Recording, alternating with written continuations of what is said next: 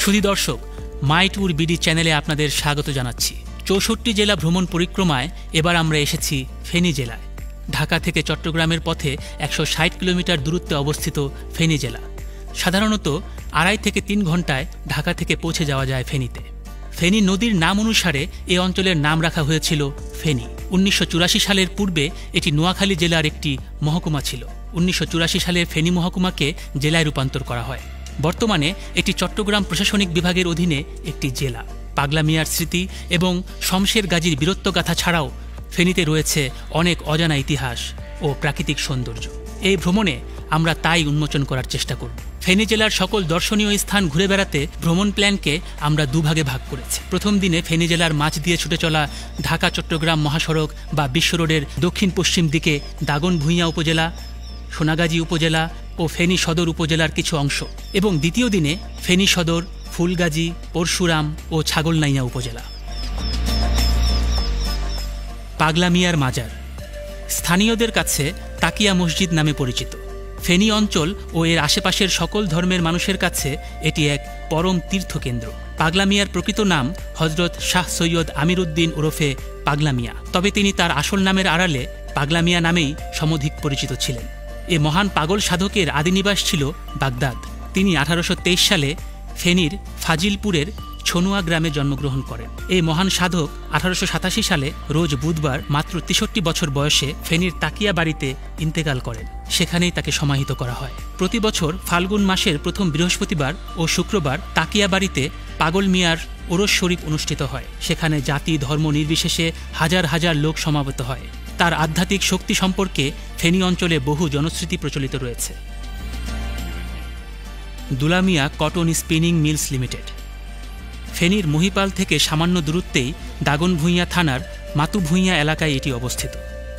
সুযোগ করে দেখে নিতে পারেন এই স্পিনিং মিলটি। এখানে অনুমতি সাপেক্ষে ভেতরে প্রবেশ করতে পারবেন। ভেতরে দেখার মতো সুন্দর ফুলের বাগান, অফিস বিল্ডিং, অনেক ফলের গাছগাছালিতে ভরপুর, পার সমৃদ্ধ একটি পুকুরও রয়েছে। অনুমতি নিয়ে দেখে নিতে পারেন কিভাবে আধুনিক মেশিনে তুলা ভরে সুতা উৎপন্ন করা হয়।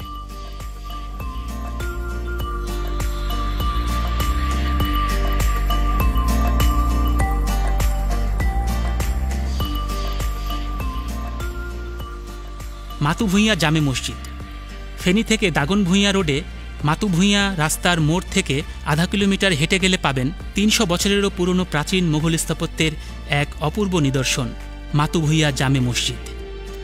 মাতুভূঞা ছিলেন দাগনভূঞার ভাই। এ মসজিদের পাশেই রয়েছে ২০০ বছরের একটি প্রাচীন বটগাছ। মাতুভূঞা জামে মসজিদ থেকে ফিরে আসুন মূল রাস্তায়। হেঁটে খানিকটা এগুলেই রাস্তার পাশেই দেখতে পাবেন সালামনগরের দিক নির্দেশনার সাইনবোর্ড। এখানেই রয়েছে ভাষা সৈনিক সালামের নামে কমপ্লেক্স ও সালাম যেখানে পড়তেন সেই স্কুল। কাউকে বললে দেখিয়ে দিবে সালামের বাড়িও। তার বাড়িতে তার রুমের দেয়ালে ঝুলে আছে তার ২১ পদকের সনদ।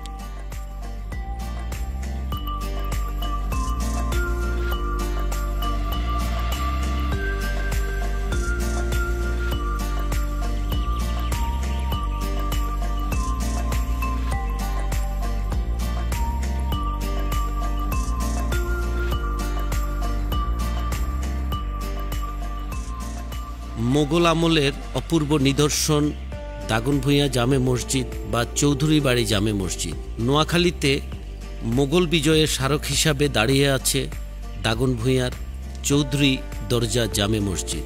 এটি বর্তমানে অলি আহমদ ভূঞা জামে মসজিদ নামে পরিচিত। প্রায় ৩৫০ বছরের পুরনো এই মসজিদ বৃহত্তর নোয়াখালীর ঐতিহ্যবাহী এবং মুসলিম সাহিত্যের অন্যতম নিদর্শন। বিখ্যাত প্রতাপপুর জমিদার বাড়ি চৌধুরী বাড়ি জামে মসজিদ পার হয়ে সেবারহাট বাজারের কাছে ব্রিজের পাশ দিয়েই প্রতাপপুর যাওয়ার সিএনজি গাড়ি পাওয়া যায়। চলে আসুন প্রতাপপুর বাজারে।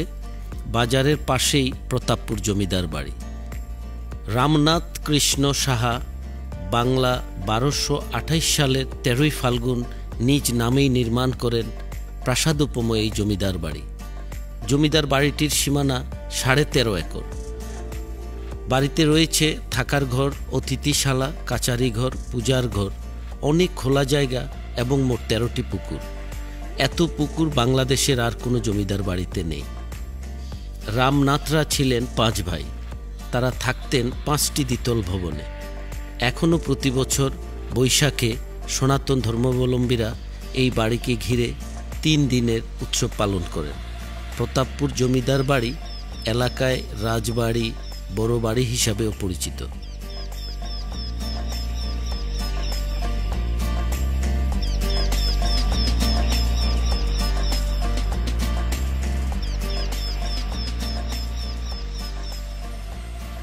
বাংলাদেশের সর্ববৃহৎ মৎস্য প্রকল্প, দেশের দ্বিতীয় বৃহত্তম সেচ প্রকল্প, দেশের প্রথম বায়ুবিদ্যুৎ কেন্দ্র মুহুরী প্রজেক্ট। দাগনভূঞা বাজারের ফাজিলের ঘাট রোড থেকে কুঠিরহাট হয়ে সিএনজি বা নিজের গাড়ি নিয়ে সরাসরি যেতে পারেন মুহুরী প্রজেক্টে। মুহুরী প্রজেক্ট হলো বাংলাদেশের দ্বিতীয় বৃহত্তম সেচ প্রকল্প। এখানেই দেশের প্রথম বায়ুবিদ্যুৎ উৎপাদন পরীক্ষামূলকভাবে চালু হয়। দেশের সবচেয়ে বৃহত্তম মৎস্য প্রকল্পগুলো এই মুহুরী প্রজেক্টেই। এক পাশে নদী আর এক পাশে মাছের ঘের, ভাসমান মৎস্য প্রকল্প দেখবেন এখানে। মাছ ধরেই এখানে অনেকে জীবিকা নির্বাহ করেন। এখানে খুব কম খরচে কিনতে পারবেন ঘেরের কিংবা নদীর তাজা মাছ। স্লুইস গেটে দেখুন কিভাবে একটি নদীতে বাঁধ দিয়ে চাষাবাদের পানি সংরক্ষণ করা হয়। বর্ষায় একাধিকবার পানি ছাড়া হলেও শীতকালে পানি ছাড়া হয় না। লিকেজ দিয়ে যে পানি বের হয়ে যায় তা দিয়ে লেভেল মেনটেন করা হয়। এইখানে রয়েছে নৌকা ভ্রমণের ব্যবস্থা। 100 থেকে 500 টাকায় পরিবারের সবাইকে নিয়ে বাঁধের পানিতে ঘুরে আসলে দারুণ লাগবে। অবশ্যই দরদাম করে উঠবেন।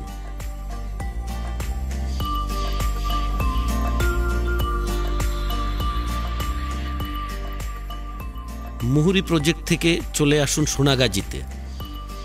এবার চলুন কিংবদন্তি চলচ্চিত্রকার জহির রায়হান ও সাহিত্যিক শহীদুল্লাহ কায়সারের জন্মভিটে ও শৈশব জড়িত মধুপুর গ্রামে, যেখানে রয়েছে 1000 বছর ধরে উপন্যাসের বিখ্যাত পরীর দিঘি ও সংসপ্তক উপন্যাসের জনপদ।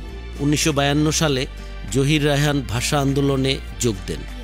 21শে ফেব্রুয়ারি যে 10 জন প্রথম 144 ধারা ভঙ্গ করেন তিনি তাদের অন্যতম।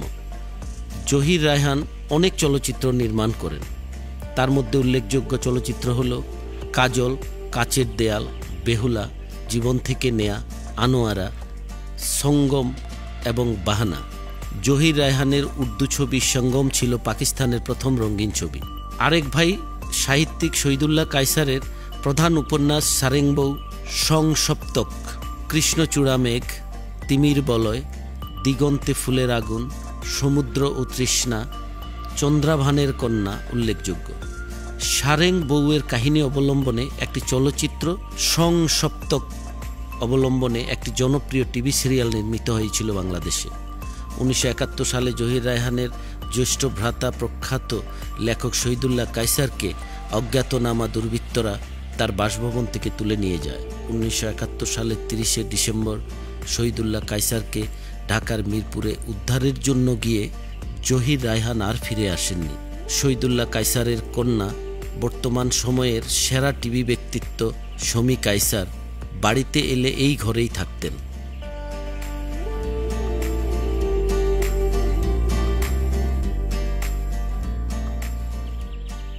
বিজয় সেনের অমর কীর্তি বিজয় সিংহ দিঘি। বাংলার প্রখ্যাত সেন বংশের প্রতিষ্ঠাতা বিজয় সেনের অমর কীর্তি ফেনীর বিজয় সিংহ দিঘি। এই দিঘির অবস্থান ফেনী শহরের প্রায় 2 কিলোমিটার পশ্চিমে ফেনীর মহিপালে। ফেনী সার্কিট হাউস এই দিঘির পাড়েই। এই দিঘির আয়তন 37 একর। অত্যন্ত মনোরম প্রাকৃতিক পরিবেশে অবস্থিত এই দিঘির সব পাড় উঁচু ও বৃক্ষশোভিত। প্রতিদিন বিকেলে সময় কাটাতে প্রচুর জনসমাগম হয় এখানে।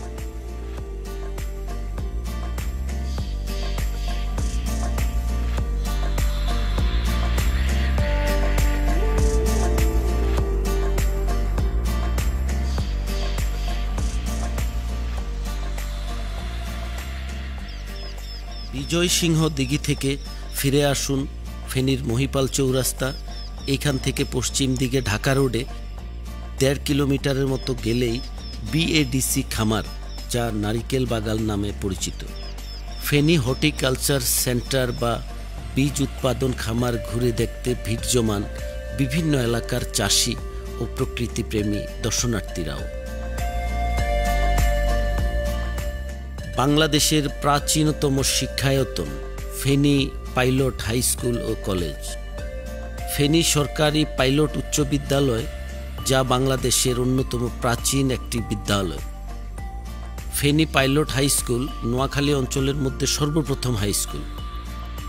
1886 সালে প্রতিষ্ঠিত এই স্কুল ফেনী শহরের কেন্দ্রস্থলে রাজাজির দিঘির পাড়েই অবস্থিত। ফেনীর তৎকালীন মহকুমা প্রশাসক মহাকবি নবীনচন্দ্র সেনের হাতেই এই বিদ্যালয় স্থাপিত। 700 বছরের প্রাচীন দিঘি রাজনন্দিনীর বা রাজাজির দিঘি। ত্রিপুরা মহারাজের প্রভাবশালী একজন রাজা তার কন্যার অন্ধত্ব দূর করার মানসে 700 বছর পূর্বে রাজাজির দিঘি বা রাজনন্দির দিঘি খনন করেন বলে জানা যায়। 1875 সালে ফেনী মহকুমা প্রতিষ্ঠিত হলে তার সদর দপ্তর গড়ে তোলা হয় এই রাজাজির দিঘির পাড়ে। এটি ফেনী শহরের মধ্যস্থানে অবস্থিত। এই দিঘির উত্তর পূর্ব পাড়ে শিশুদের জন্য একটি পার্ক রয়েছে। প্রতি সন্ধ্যায় দক্ষিণ পশ্চিম পাড়ে ক্লান্ত সময় পার করেন এলাকার মানুষজন।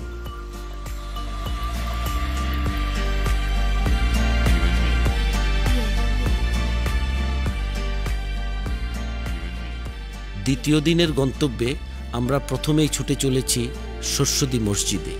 পূর্ববঙ্গের স্বাধীন সুলতান ফখরুদ্দিন মুবারক শাহের দ্বিতীয় রাজধানী শস্যদী ইউনিয়নের অনেক ঐতিহাসিক স্থাপনাই কালের বিবর্তনে হারিয়ে গেছে। তাও কয়েকটি মসজিদ এখনও সাক্ষ্য দেয় ইতিহাসের। শস্যদী দিঘিতে যাওয়ার একটু আগে ফেনীর সর্বপ্রাচীন শস্যদী মাদ্রাসার মূল মসজিদের পাশেই মোগল স্থাপনার অপূর্ব এই নিদর্শনটি। শস্যদী মাদ্রাসা মসজিদ 1100 হিজরির প্রথম ভাগে নির্মিত হয়।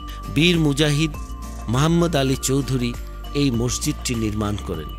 প্রায় 350 বছর আগের এই মসজিদটি ফুটে উঠেছে দুর্গের আদলে অজস্র ফুলেল নকশায়।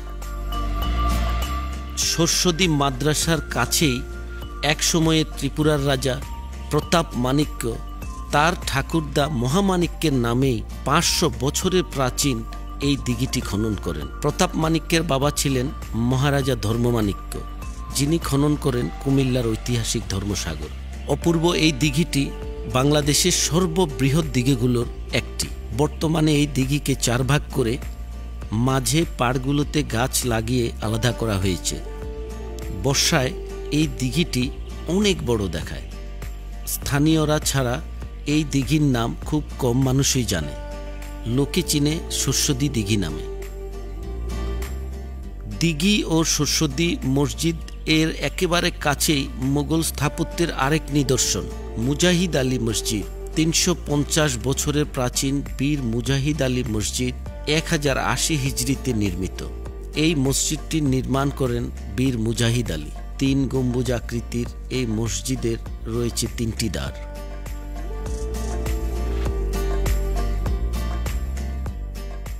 ফেনীর সালাউদ্দিন মোড়, দেওয়ানগঞ্জ আমতলী সড়ক। শস্যদী বাজার থেকে পশুরাম যেতে হবে ফেনীর সালাউদ্দিন মোড় হয়ে। মোড়ের একটু আগেই দেওয়ানগঞ্জ আমতলী সড়ক। এটি রাস্তার দুই পাশে ঝাউ গাছের সারি আর নির্মল বাতাস আপনার মনকে প্রশান্ত করবেই। সুযোগ করে ঘুরে আসুন যে কোনো এক বিকেলে। সালাউদ্দিন মোড়ের এই সালাউদ্দিনই মুক্তিযুদ্ধের সবচেয়ে দুর্ধর্ষ মুক্তিযোদ্ধা শহীদ সালাউদ্দিন মমতাজ বীরুত্তম, যার নাম শুনলেই নাকি প্যান্ট খারাপ হয়ে যেত পাকিস্তানিদের। মোড়ের কাছেই দেখতে পাবেন তার বাড়িটিও। বর্তমানে সালাউদ্দিন মমতাজের ভাই বোনদের মাঝে ভাগ হয়ে গেছে বাড়িটি।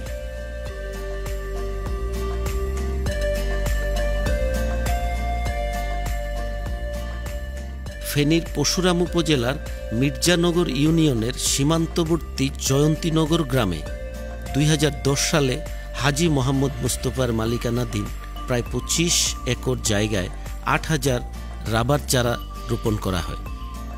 রাবার উৎপাদন ছাড়াও বাগানটি পর্যটকদের আকৃষ্ট করে চলেছে। সারিবদ্ধ গাছ, সবুজের সমারোহ, বন্যপ্রাণীর আশ্রম, রাবার প্রক্রিয়াজাতকরণ দেখতে প্রতিদিন অনেক দর্শনার্থী ভিড়জমান এই রাবার বাগানে। প্রাকৃতিক সৌন্দর্য বৃদ্ধির পাশাপাশি দেশের অর্থনৈতিক প্রবৃদ্ধিতেও ভূমিকা রাখবে ব্যক্তি উদ্যোগে গড়ে ওঠা এই রাবার বাগান। Belonia rail station. পরশুরামের বাউরখুমায় বিলোনিয়া রেল স্টেশন ও স্থলবন্দর অবস্থিত। 1929 সালে ফেনী বিলোনিয়া 27 কিলোমিটার এই রেলপথ চালু করা হয়। সড়ক যোগাযোগ না থাকায় একসময় এই রেলপথ ছিল ফেনী থেকে ফুলগাজী ও বিলোনিয়ার শিক্ষার্থী, ব্যবসায়ী, অর্থনৈতিক উন্নয়নের একমাত্র মাধ্যম। ব্যাপক লোকসানের কারণে 1997 সালে 17 আগস্ট কর্তৃপক্ষ ফেনী বিলোনিয়া রেলপথ বন্ধ ঘোষণা করেন। দীর্ঘ 22 বছর পরিত্যক্ত থাকা ফেনী বিলোনিয়া রেল লাইনটি পুনরায় চালু করা হচ্ছে। বিলোনিয়া হয়ে চট্টগ্রাম বন্দরের মালামাল পরিবহনে নবদিগন্তের সূচনার জন্য পরিত্যক্ত এই রেল লাইনটি চালুর উদ্যোগ নিয়েছে বাংলাদেশ ও ভারত সরকার। 2020-21 সালের দিকে পুনরায় চালু হতে পারে এটি। 2009 সালের 4 অক্টোবর ফেনীর পরশুরাম উপজেলার মজুমদারহাট বিজিবি ক্যাম্প সংলগ্ন বিলোনিয়া রেল স্টেশনের পাশে বিলোনিয়া স্থলবন্দরটি উদ্বোধন করা হয়। বাংলাদেশ ভারত সীমান্ত পিলার 2160 এলাকায় বিলোনিয়া স্থলবন্দরের অবস্থান। অন্যদিকে ভারতের ত্রিপুরা রাজ্যের রাজধানী আগরতলা থেকে এর দূরত্ব মাত্র 16 কিলোমিটার। এখানে হয়েছিল মুক্তিযুদ্ধের সবচেয়ে বিখ্যাত যুদ্ধ বিলোনিয়া দ্বিতীয় যুদ্ধ। শহীদদের প্রতি শ্রদ্ধা জানিয়ে বিলোনিয়া স্থাপন করা হয়েছিল এই মুক্তিযোদ্ধার স্মৃতিস্তম্ভ।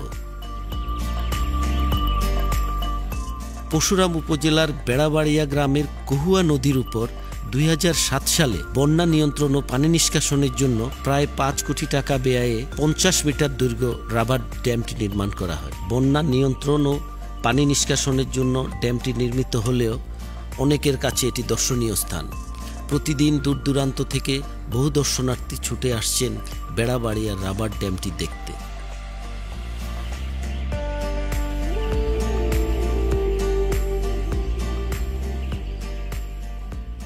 1971 সালের মুক্তিযুদ্ধের 9 মাসে বিলোনিয়ার পাশাপাশি সালদা নদী, হিলি, গঙ্গাসাগর ও জামালপুর সহ অনেক জায়গায় মুক্তিযোদ্ধাদের সাথে পাক হানাদার বাহিনীর সম্মুখ যুদ্ধ রচিত হয়েছিল।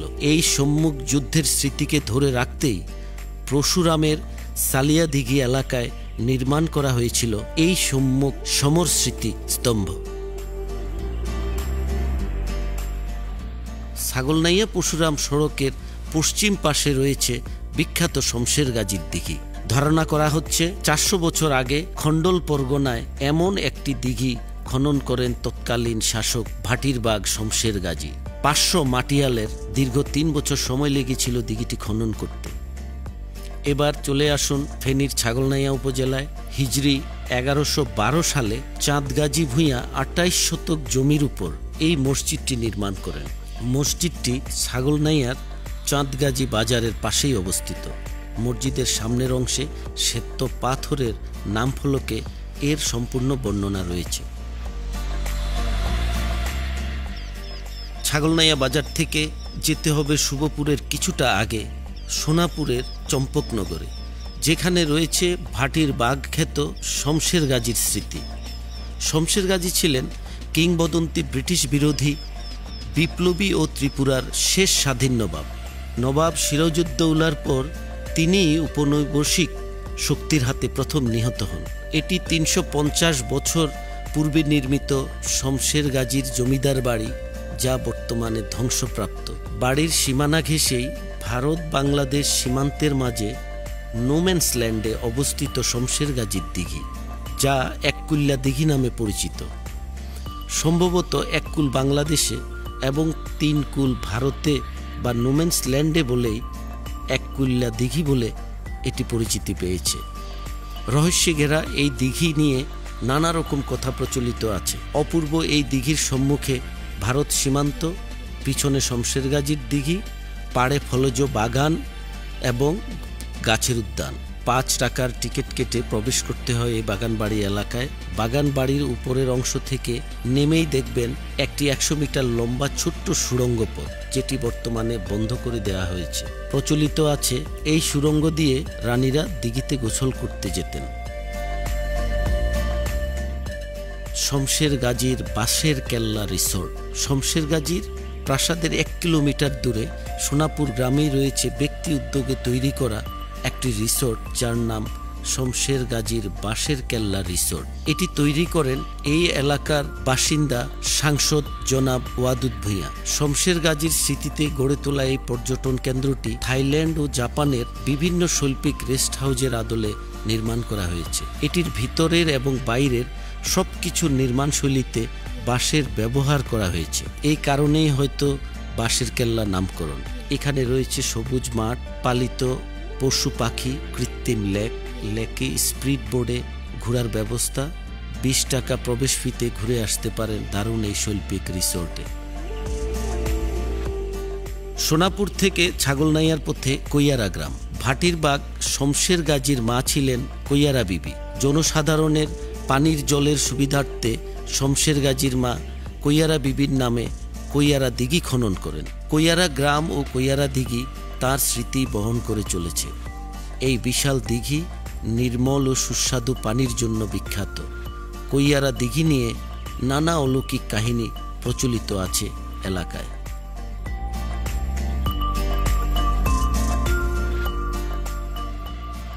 ছাগলনাইয়া উপজেলা শহরের পশ্চিমে বাঁশপাড়ায় অবস্থিত তৎকালীন বাঁশপাড়া জমিদার বাড়ি। তৎকালীন হিন্দু জমিদার বিনোদ বিহারীর এই বাড়িটি 8 একর জায়গা জুড়ে নির্মিত। 1948 সালের দিকে জমিদার বিনোদ বিহারী বাড়িটি রেখেই কলকাতায় চলে যান। 7 মঠ বাঁশপাড়ায় জমিদার বাড়ির পাশেই 7টি চিতা মন্দির। এটি বাংলাদেশের প্রত্নতাত্ত্বিক অধিদপ্তরের তালিকাভুক্ত একটি ঐতিহাসিক স্থাপনা। এটি বাংলাদেশের একমাত্র 7 মঠ। বাংলাদেশের আর কোথাও একসঙ্গে এত অধিক সংখ্যক চিতা মন্দির নেই। প্রতিটি মন্দিরের গায়ে অপূর্ব দৃষ্টিনন্দন কারুকার্যময়।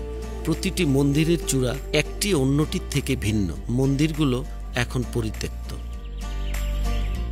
ছাগলনাইয়া উপজেলার শিলুয়া গ্রামে রয়েছে একটি প্রাচীন ঐতিহাসিক শিলাপাথরের ধ্বংসাবশেষ। প্রত্নতাত্ত্বিক অধিদপ্তরের তালিকাবদ্ধ একটি স্থাপনা এই শিলুয়ার শিলপাথর।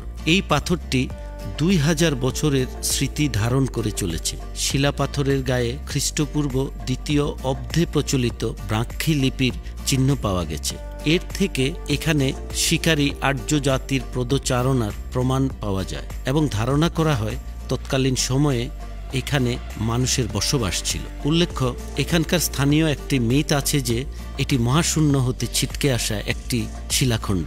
এই শিলাখণ্ডটি দেখতে প্রতিদিন দূর দূরান্ত থেকে অনেক পর্যটক আসেন। এলাকায় শিলঘর হিসাবে এটি বেশ পরিচিত।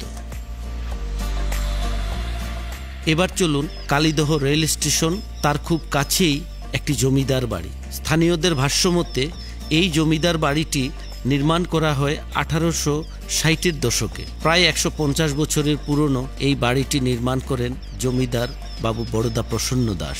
1971 সালের মুক্তিযুদ্ধের সময় এটি রাজাকারদের টর্চার সেল হিসেবেও ব্যবহৃত হয়েছে। এখানে সাধারণ মানুষ ও মুক্তিযোদ্ধাদের ধরে এনে পাশবিক নির্যাতন চালাতো রাজাকাররা। এছাড়া স্বাধীনতার পর বাড়িটি আশ্রয় কেন্দ্র হিসেবেও বেশ কিছুদিন ব্যবহৃত হয়। 3 তলা এই বাড়িটির পাশেই রয়েছে 2 তলা পুজোর ঘর, বিশাল বড় দিঘি ও স্কুল। বর্তমানে পরিত্যক্ত এই বাড়িটি ধীরে ধীরে ধ্বংসের মুখে পতিত হচ্ছে। ভ্রমণ সম্পর্কিত সব আপডেট পেতে অবশ্যই আমাদের ফেসবুক পেজ ও YouTube channel My Tour BD subscribe করে আমাদের সঙ্গেই থাকুন।